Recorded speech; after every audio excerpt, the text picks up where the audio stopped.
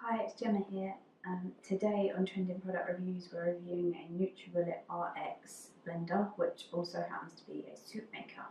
So let's get straight to it. Why might you want to get one of these?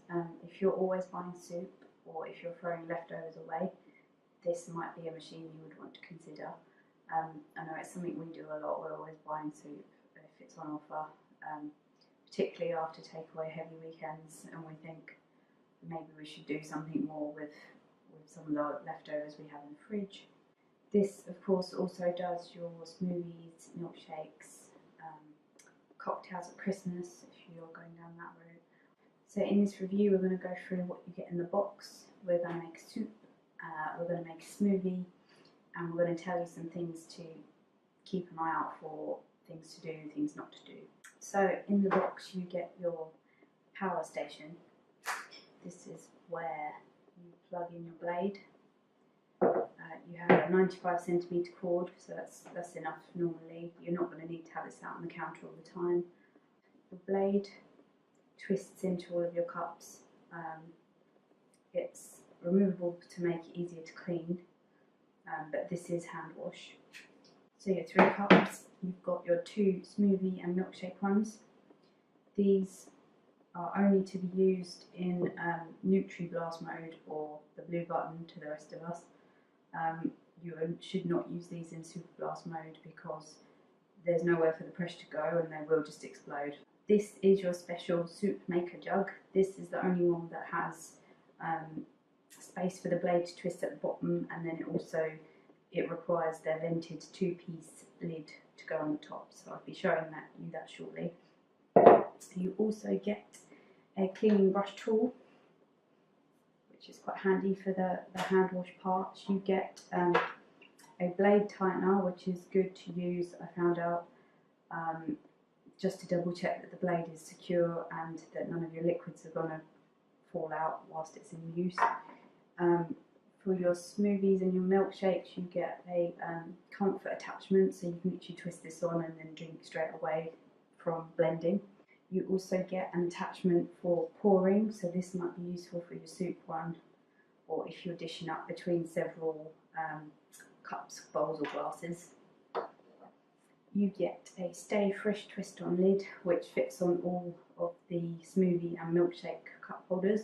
And then finally, this is your 2-piece vented lid, which you need for anything hot, any sauces or soups. So what's in this book? You get soups, smoothies, milkshakes, coffees, juices. It's going to point you towards specific food groups that you should be eating more or less of. So if you have low energy, or advise certain food groups, if you're trying to lower your blood sugar levels, foods to improve your joints, like everything and anything, it's in there. It's going to ask you about your lifestyle, what you eat, how often you exercise, whether you're tired. So it wasn't necessarily something I thought we'd get with the machine, but some of the recipes look quite good, so it's worth a look. This user guide, I'd actually read through it because it tells you the best settings and the best things to use for different food groups. So your power base has a 2.3 horsepower motor in it. I think it's significantly more powerful than the normal classic NutriBullet blender, which I have had a few years ago. It comes with little suction cups underneath. When it's in motion, you'll see it does wobble a little bit, but I feel like because it's got these suction cups, it's not going to go anywhere. As long as you've got it on a flat surface, it's stable, it's going to be fine. So let's get started with an actual soup.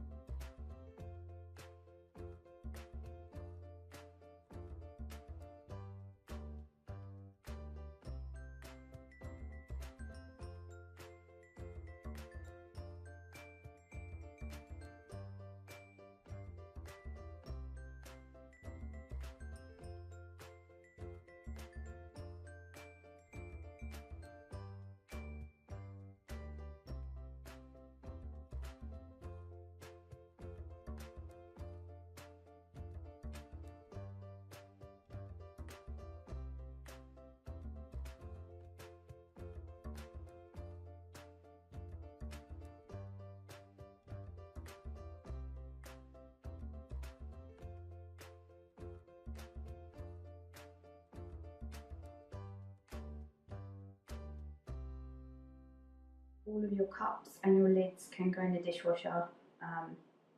It's probably best to rinse things as soon as you're done with them so things don't dry on. The blade is hand wipe only, but they've made it so this is detachable. It should be easier to hand wipe and run under a tap and it'll be fine. Just make sure it's completely dry before you put it back on. This bit is only hand wipe with a damp cloth. There is a rubber liner underneath inside and you're not allowed to remove this, that has to stay in there. Anytime you see anything go wrong with these, it's probably because someone's overfilled it slightly. Things you cannot do with a NutriBullet RX blender. Do not ever put any dry ingredients in it. You have to have dry with liquid. The liquid keeps the engine cool and everything moving properly and it's not going to overheat. This is a soup maker. You must never put hot liquids in it. You have to wait for broths or foods to completely cool to room temperature before you put them in there.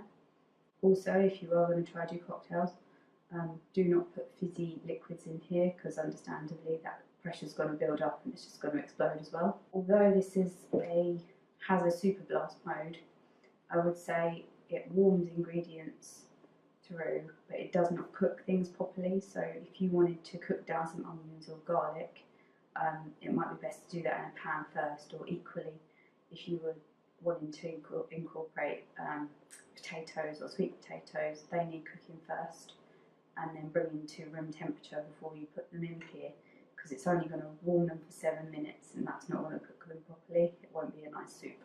So long as you read the instructions before you start or watch a YouTube video, and you don't fill these cups above the max line, anyone can probably operate one of these and keep it clean afterwards, and then you've not got any problems. I would say if you're not going to bother with the super blast soup warming mode, save some money and just get one of the classic ones. They've been going for many years for a reason. If you don't think you're going to use the super blast mode, there's no point getting one. It is slightly bigger as well, so you are going to be saving space as well as a little bit of money. I wouldn't say it's too heavy, so we won't be having this out on the counter all year round. It will be in cupboards. I would say all of these cups take up a lot of space, but if you use them quite regularly, that's not a problem, I guess. Or you could condense it down to the ones you use most. We are definitely going to use this for pasta sauces, as we use a lot of pasta. Definitely soups, smoothies, maybe some cocktails at Christmas, non-fizzy ones. That's it for today. Thank you for watching. Remember to subscribe to our trending product review channel if you want to see what else we've got coming up. We're posting videos every single week. If you have any questions, just pop your comments below the video and I'll do my best to answer them.